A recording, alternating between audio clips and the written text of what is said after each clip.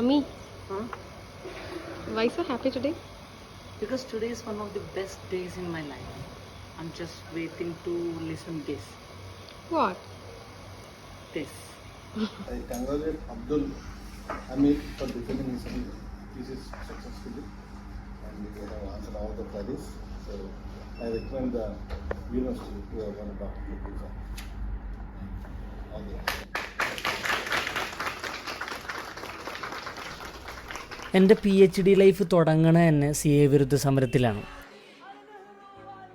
അന്ന് ഡൽഹി പോലീസ് കൈയൊടിച്ചപ്പോൾ ഈ നാട് മുഴുവൻ നടന്ന് ഞാൻ പ്രസംഗിച്ചു. അതായിരുന്നു എൻ്റെ PhD കാലത്തിൻ്റെ തുടക്കം.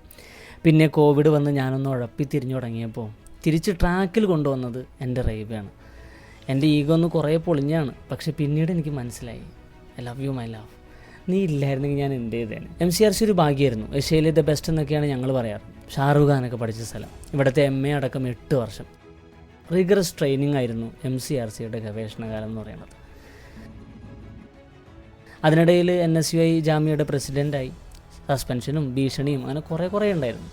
പക്ഷേ നെവർ yielded, നെവർ കോംപ്രമൈസ്ഡ്.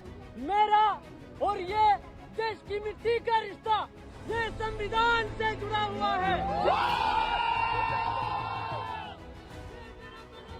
പിന്നെ പ്രീ സബ്മിഷൻ നടന്നു. എല്ലാവർക്കും സംഗതി വോക്കായി. അങ്ങനെ സബ്മിഷൻ്റെ കാലമായി. ID കാർഡ് കൊടുക്കണം, ഒപ്പ് വാങ്ങണം, അങ്ങനെ കുറേ ക്ഷീണമുള്ള പരിപാടിയാണെങ്കിലും മുല്ലാജടി ബിരിയാണി കഴിച്ചാൽ ഒക്കെ ശരിയാവും. തീസിസ് ഇങ്ങനെ പ്രിൻ്റ് എടുത്ത് വായിക്കാൻ കിട്ടുന്നൊരു സമയമുണ്ടല്ലോ എൻ്റെ സാറേ. ആദ്യം വായിച്ചത് ഫവാസാണ്. ഇങ്ങനെ കെട്ടാക്കി അത് കയ്യിലെടുത്ത് നടക്കുമ്പോൾ നമുക്ക് നമ്മളോട് തന്നെ ഒരു ബഹുമാനമൊക്കെ തോന്നും. ജ്ഞാനത്തിൻ്റെ ഭാരം.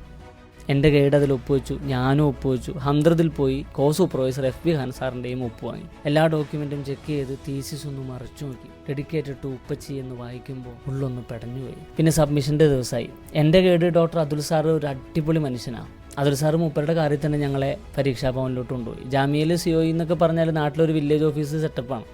കാവടി തുള്ളിപ്പോയാൽ ഞാൻ നിൽക്കണ നിൽപ്പ് കണ്ടില്ലേ. എന്നാലും മുട്ടുവിൻ തുറക്കപ്പെടുമെന്നാണല്ലോ. എല്ലാവരും കൂടി ഒത്തുപിടിച്ചു. അതിനിടക്ക് ഫവാസും ഭാര്യയും റൈബൊക്കെ കുറേ ഓടി.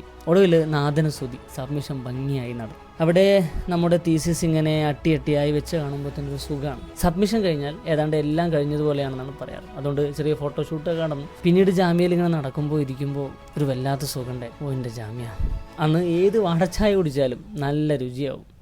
ഞാൻ ഇത് പറഞ്ഞ PhD ഒരു എളുപ്പപ്പണിയൊന്നുമില്ല. പക്ഷേ കൂടെ നിൽക്കുന്ന മനുഷ്യരുണ്ടല്ലോ, ചുറ്റിലുള്ള കുറേ നല്ല മനുഷ്യർ, അവരുടെ പ്രാർത്ഥനകൾ, ഉസ്താദുമാരുടെ കാവൽ, എല്ലാത്തിനും മുകളിൽ പടച്ചോൻ്റെ തുണ. അൽഹംദുലില്ലാ ദേ ഇവിടെ എത്തി. Doctor NS Abdul ഹമീദായി.